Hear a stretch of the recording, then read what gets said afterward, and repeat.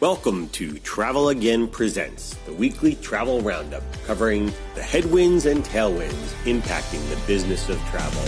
Please welcome our hosts, Mike McCormick and Ed Silver. How you doing, Mike? Good to see you. Good to see you, Ed. We are at season 4, episode 3. My goodness, we continue to move through the season. Very nice. Yep. Time flies. So Mike, we're just in the middle of a lot of massive foundational change in the industry. There is so much to cover. My goodness, Hard to pick the articles this time. Yeah, but certain things stand out. I think they're more for, in a way, what they represent about the kind of everything that's going on. Clearly, we're not today. We probably won't touch at least as much about the war activity and the impact that's having. I think that's still shaking out. But there's certainly a lot of business trends happening in terms of the business of travel that we need to talk about, and I think play into our guest today for sure. And as always, kind of the industry in so many ways begins and ends with the airlines. So that's a very appropriate set of topics for today. But anyway, do you want to go to the news? Man, let's bust right into it. Right. The first article for review, sweeping corporate layoffs start to make their mark on meetings, Mike. The long-term repercussions from the recent record-breaking wave of layoffs are unclear, but industry insiders are already seeing initial impacts. The numbers, Mike, are staggering. Amazon announced 16,000 layoffs in late January, followed by 14,000 cuts in October, combined its biggest layoff ever. UPS will cut 30,000 more jobs after cutting 48,000 in 25, along with announcements from other Fortune 100 companies, including Meta, Dow, Tyson Foods, Nike, Verizon, and more. What's going on here, Mike? Well, I think it's a number of things, right? It's, we've got broader kind of economic impact. You've got the impact of AI. You've got companies, certainly market-leading companies making decisions about kind of what they're calling right-sizing their staff or their employees. It's always concerning for travel, of course, because I'm not seeing this yet, and I was quoting the article, but I'm not seeing this yet as like an all-out, like, okay, one of those times where we're seeing a lot of like massive cuts in travel per se.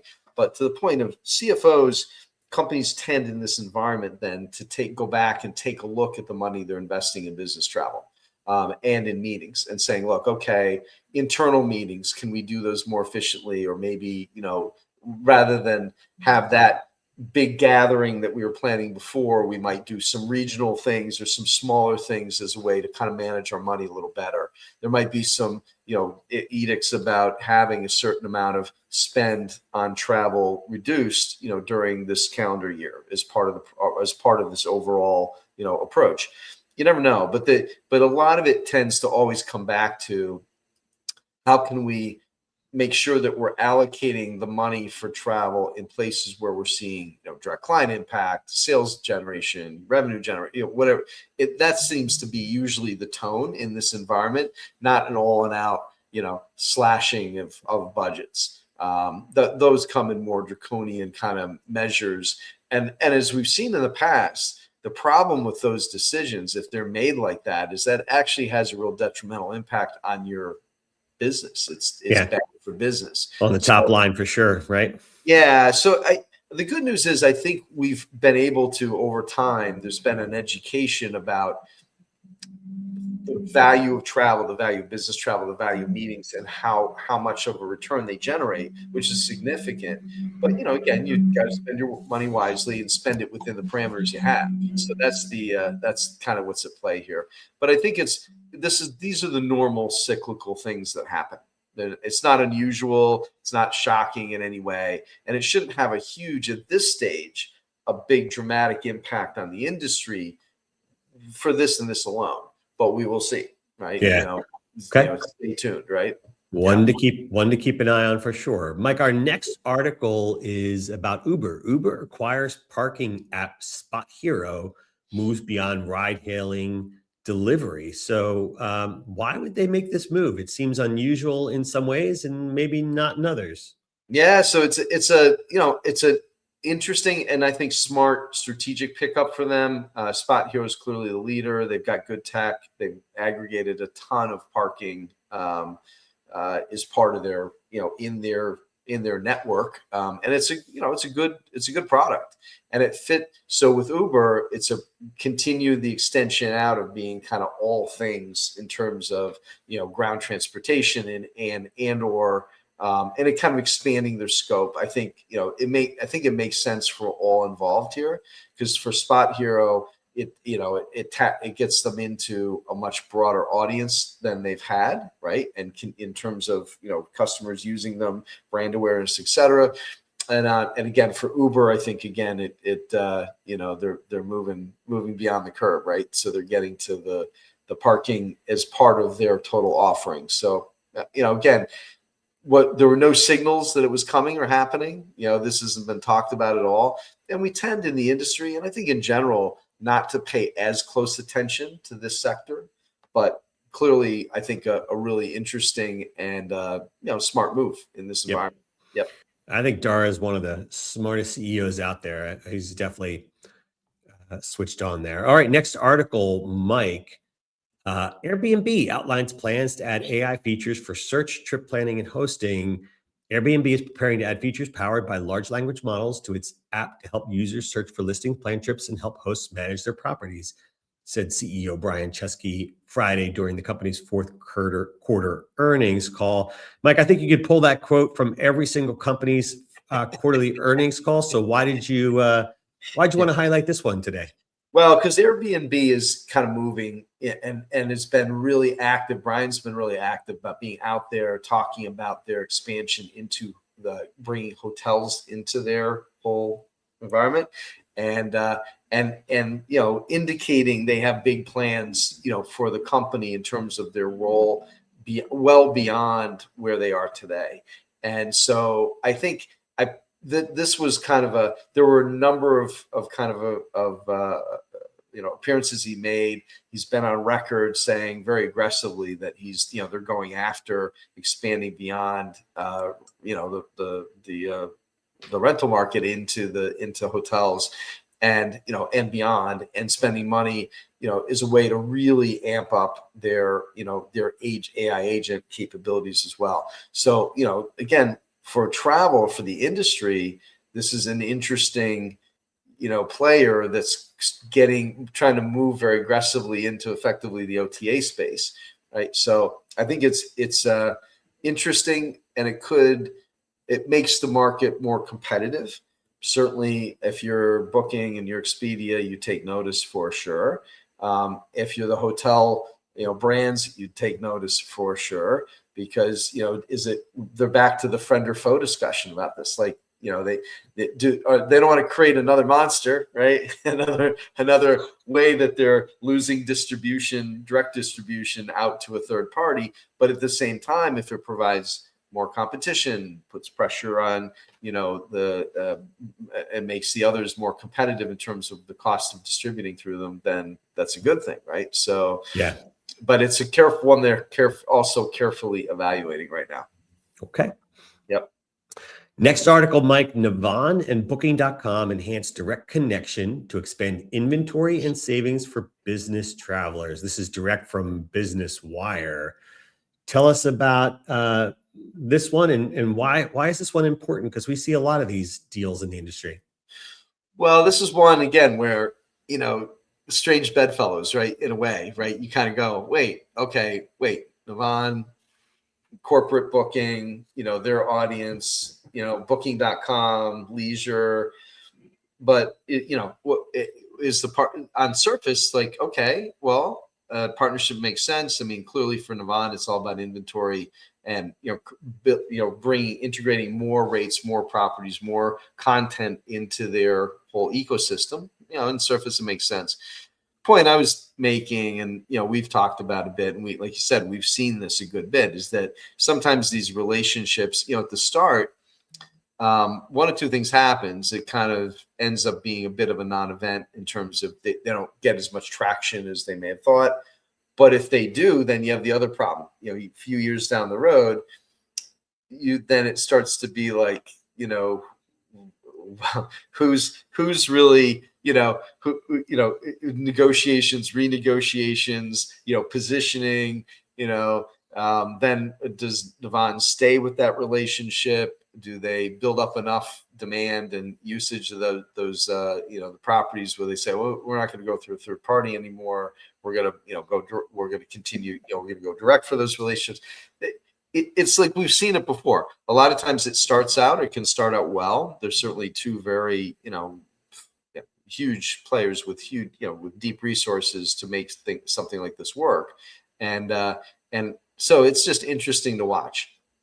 Point being, like down the road, a lot of times these kinds of relationships do come apart at the seams. I mean, we've seen it with OTAs and with those. Sure have. Yep. Yeah, a number of times. And it's just natural. And a lot of times too, because a lot of times the people who put those deals in place aren't there anymore 3, 4, 5 years down the road. And then, then it's other people kind of, negotiating or renegotiating their position at that point. But anyway, it's an interesting one. Certainly, again, two major players coming together. Like, again, I think for the industry right now, we're seeing a lot of all of this to me, like you kind of put it all together and you're looking at the same thing we've been saying, that the big players with this is a big money game right now. Resources to devote to tech, to development, to AI, to scale matters hugely in travel in this market. You're looking at a real kind of like big players and then some niche players. New technology builds. On one end, anything in the middle is a tough place to be, because if you're keeping up with the big players with resources is hard, and you have to have a lot of capital and a long view to do it. And then, but also on the other end, trying to be nimble and keep up with, a new entrant, a new player coming in the marketplace. And as and from a tech perspective, things are moving at a rapid pace in a way that we've never seen. Yep, absolutely. All right, those are some good articles for today. Mike, that's all the news we have. We will be right back with our guest. Mike, thanks to our sponsor, Safe Travel RX, an app that takes the worry off your itinerary, providing travel peace of mind with emergency response components, travel security, and risk management, especially for those traveling internationally. And it includes 24/7 global concierge assistance. Landed in the hospital in China? Forgot your prescription? Wallet stolen? Safe Travel RX is your prescription for better, safer travel. Yeah, and they have the new Jump the Line feature, which they implemented. It's really terrific. I mean, you sign up, and basically you're for a nominal, monthly charge for all the services under the umbrella. If you find yourself in a situation, you need to rebook, you've got cancellations, you want to, you've got your airline's canceling, and you're in an airport, and you're like, I don't want to be held hostage just by this one carrier. I want to explore, what else can I do? What are my other options? You hit the button and you get a guaranteed call back within seconds, and you get somebody who can really take you through, help you deliver all the options, get you rebooked, get you on your way. And, look, some bigger companies, you have access to, some element of, when you're traveling on business, 24-hour service kind of, support. But for the vast majority of people out there, that's not the case. Or when you're traveling personally with your family, not the case. So this is just part of what the services they offer. It's a really easy to use, slick app. And in this case, the one feature is really, really good. So, and again, the days of airlines working together, long gone. So right. It used to be the day when, somebody canceled over here, they'd help walk you over and get you on to another airline. That's those days are long gone. So again, it's a great product, good plug-in, and it's good from a biz dev perspective. And for partnerships, it's an easy plug-in. They can white label the product for you, for your company, for your offering, for your closed user group, whatever it is, and very easily, and get it up and running for you. So I just want to, yep. Very good. Download it today to discover the power of Safe Travel RX. Safe Travel RX, your prescription for better travel. Mike, now on to our guest. The airline industry has always been cyclical, but right now it feels less like a cycle and more like a structural shift. Premium demand is holding, domestic yields are under pressure, labor costs are permanently higher. Distribution economics are being renegotiated in real time, and at the same moment, AI and new tech layers are quietly reshaping how travel may be sold and serviced. So the big question is this, Mike, are airlines stabilizing, or are they simply catching their breath before the next distribution? There's no one better to help us unpack that than Brett Snyder, the founder and CEO of Cranky Flyer, industry analyst, and the man behind the annual Cranky Flyer Awards. This is his third appearance with us, which makes him our unofficial Cranky Airlines State of the Union correspondent. Please join me in welcoming Brett Snyder to the stage. Hello, Brett. Hi, guys. Thanks for having me back. Hey, good to have you, man. Welcome back. Welcome back. Yeah. So we'll get to your insight on the kind of the awards, but let's dive in. So okay, I got to do the opening big picture question. If you were to summarize the airline industry right now, like in one sentence, what would it be? Like where are we? What's the state of the union? The state of the union is strong. How about that? The state of the world is not, but the state of airlines, they're actually doing pretty okay right now. Yeah. I mean, I was going to say that this is the interesting thing, right? Have they finally figured it out? I mean, more control and more discipline around, scheduling, demand, more thoughtful about, and just, or is it just that? Is it all the above? Market dynamics? I mean, they say in general the airlines have been the healthiest they've probably ever been, right? I mean, really. Maybe as a group. I mean, of course, there are exceptions. Outliers. There are different airlines in different positions. Certainly, the legacies are in a very good position where even a laggard like American is not hemorrhaging as it might have been during other times. But, Delta, United, just absolutely crushing it. Southwest, obviously in the middle of a big transition for them. They're making big financial progress. How that goes in the long run, we'll see.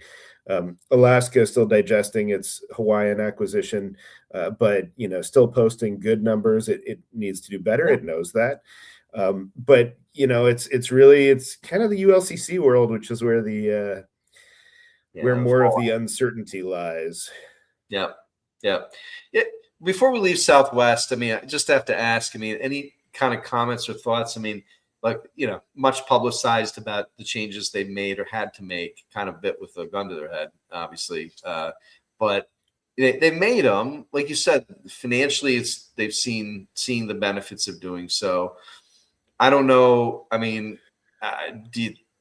but do they just become yet another, that their differentiators effectively are somewhat gone? Like what does it mean for Southwest longer term? Yeah, well, that's the big question. Some of the changes they made, they were going to make anyway, and they make sense. Assigned seating, extra legroom. These are the kind of things that people have wanted for a long time, and especially people that are A-listers or, elite status holders on the airline. Like, they want some sort of tangible improvement in the experience that they could count on, and they get that. But they did go a lot further, right? They got rid of free check bags and all that kind of stuff. And in my mind, I think the hard part about that is not that, oh no, I think they really needed to keep free check bags. It's that they've gotten rid of any differentiator, as you said. Right. So now they're very much the same or not as good if you think about not having a first class or not having an intercontinental network or something like that.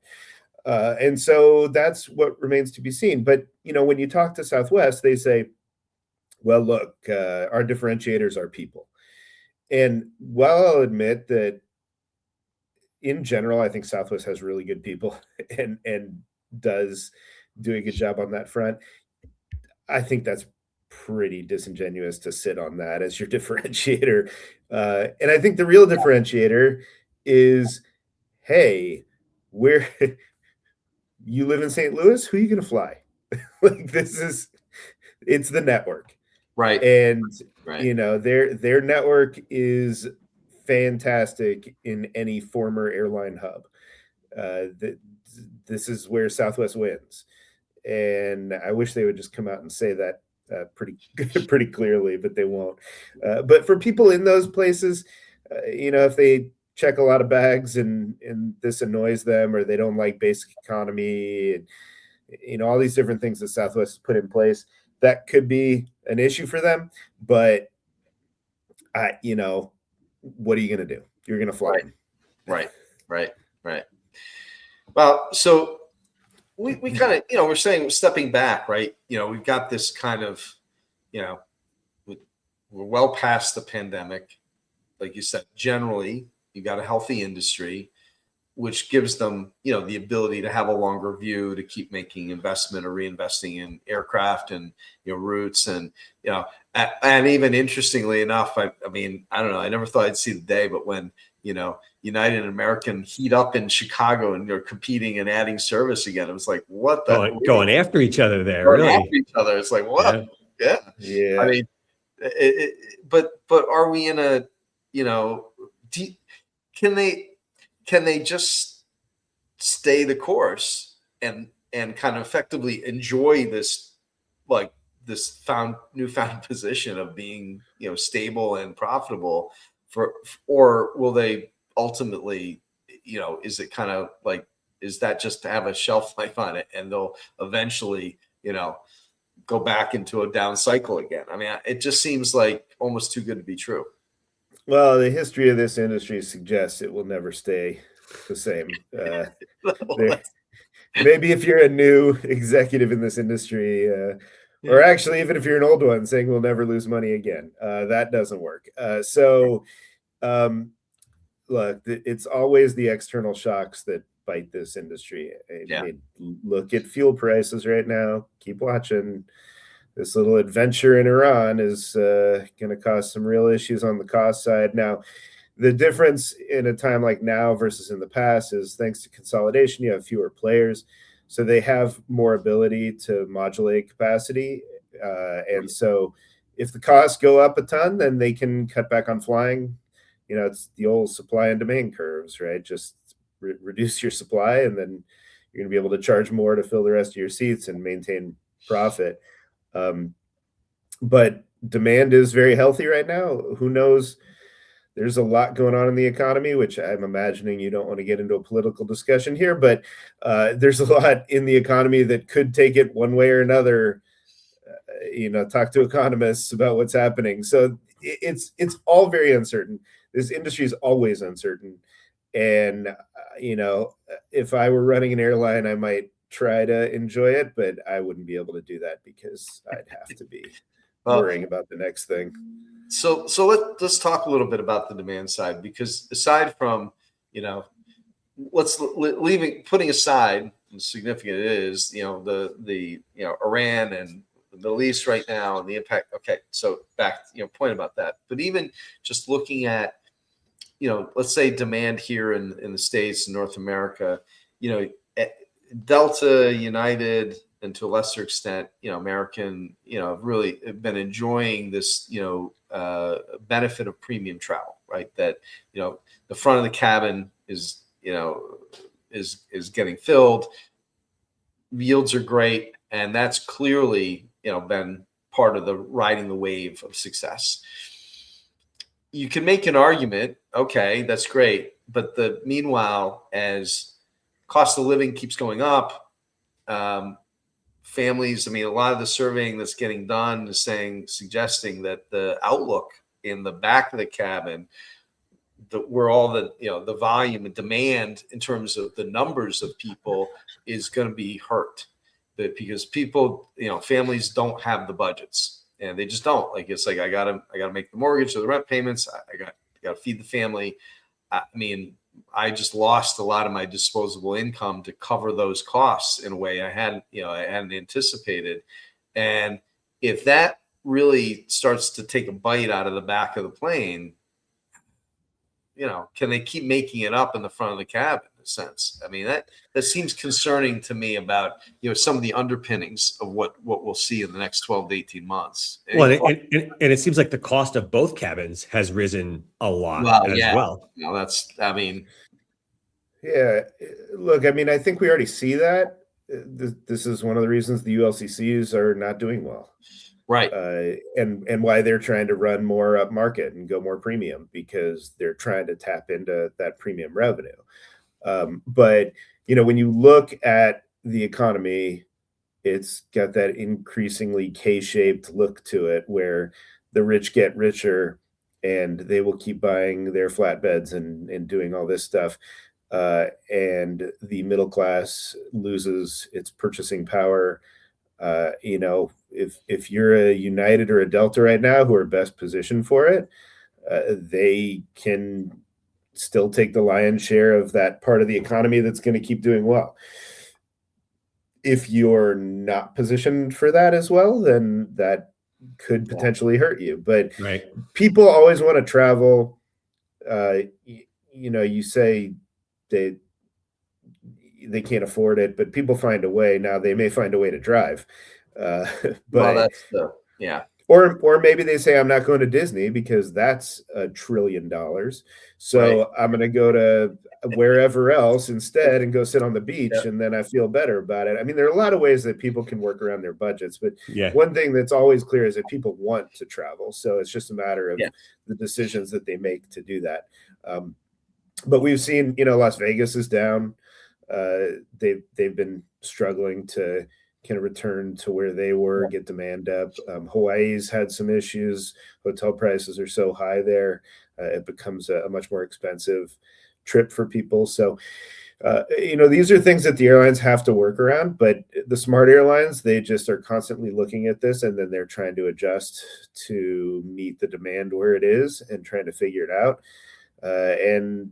But then sometimes you have airlines like Frontier, which has spent several years now trying to find those places where demand is and hasn't found it, found it to get it to a good enough financial result. So the best thing that can happen to Frontier right now is for Spirit to finally go out of business. And it's just, it's back to the old supply and demand curve. It's, when things go down, you want to be the last man standing, but you need some capacity to come out, and that's just how it has to work. So, let's shift gears, talk a little bit. You do your annual Cranky Flyer Awards. Yes, the Cranky Network Awards for network planning. We do. So, what was any favorite moments from your? Just give a minute. Tell everyone about your, the awards themselves and what you do. But sure, yeah. So we started this in the depths of the pandemic as a way to award the best in airline network planning, route planning, schedule planning, all these guys. That we were watching what they were doing during the pandemic, which was nothing short of Herculean to, rebuild the airline every day. Basically, it was absolute chaos. We were like, these guys deserve a break. So let's just go have a funny show that, we have awards that are based in something real, but it's more just about getting everyone together. The first year we did it, it was not, because it was virtual. But we just had the fifth one in person, sixth overall, I believe. No, fourth, whatever. But we, so now we do it every year in February and get everyone together. And I had one person there describe it to me, saying that when she tells other people, what it is that this is, she says, well, they get up there and make jokes that are funny to about 400 people in the world, and about 150 of them are in the room. So it's very much an inward-looking award show that's about treating the network planners to a little bit of fun with the tough job they have. like not, just being an outsider to that world in fact, but I just think it's great because there's so many little pockets around the industry of these kind of unsung kind of folks, right? That are very, in that world, in the rev management world, and like, that ultimately, they in their own way. I mean, they're trying to obviously do the right things for their companies, but they're also, really important part of, new routes getting developed and, like the discipline and the kind of the skill that's involved in all that is, it's significant. And it's like, it's just, I find it very, I just think it's great that you do it. There's like, and I don't think, to your point, that's a really funny way of putting it, but it is one of those that I always talk about, working this industry in different ways when you're working in the business of various travel parts of the industry. That, inevitably it's like, people go to a, cocktail function or something. They're like, what do you do? Oh, I work for United Airlines. And they're like, oh, and, and it's like to try to like communicate, well, no, I do this, right? This is what, but it never translates to people really understanding the importance of those roles, right? But again, yeah, that's true. The other thing too is the people that do work around this part of the industry, uh, you know, all these people that work in network planning have a giant target on their back. Airports want to talk to them, consultants want to talk to them. Most of these events they go to, they do like these speed dating events, basically, where you sit there and the airports, roll in and you talk to everyone and they give you their spiel.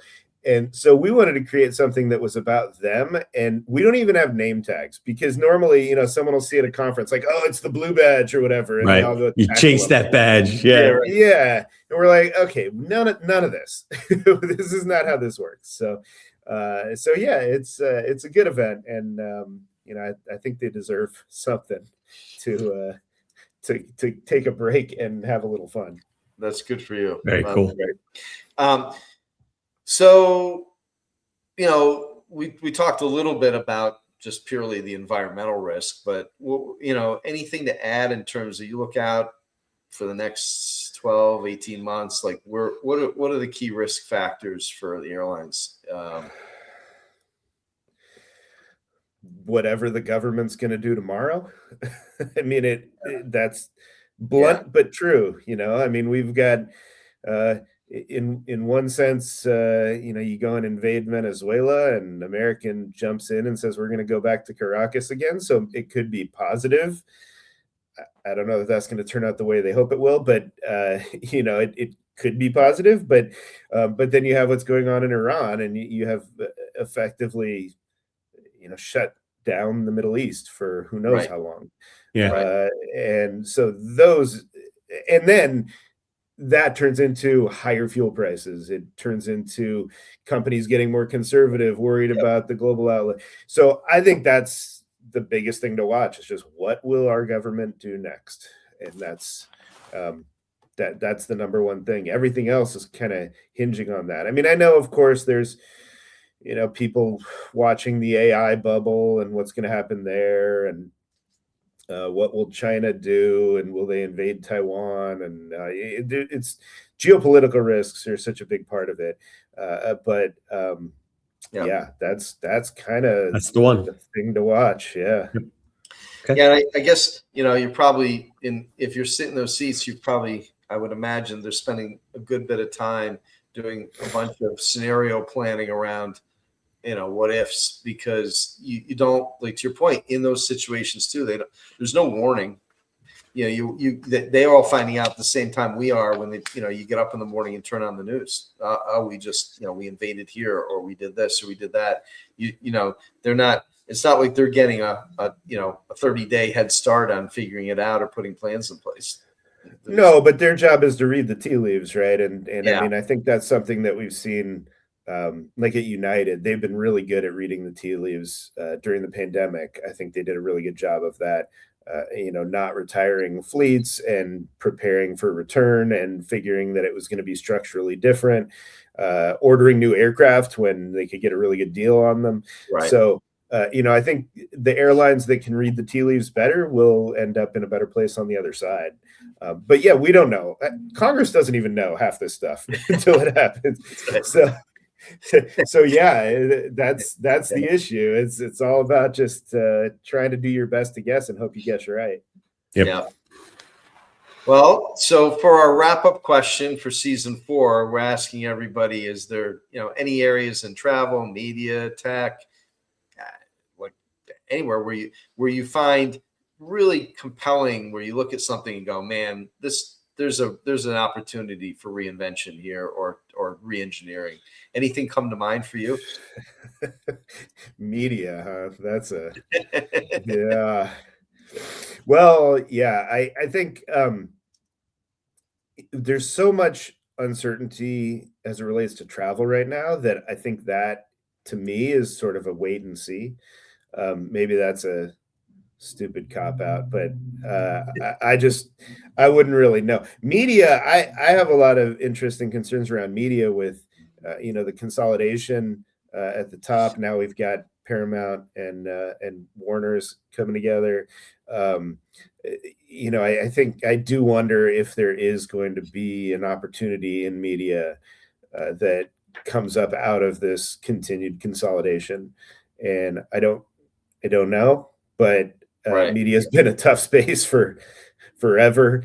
But I'd love to see something, because I think media has been problematic in a lot of different ways. So maybe consolidation finally creates an opportunity for someone else to do something.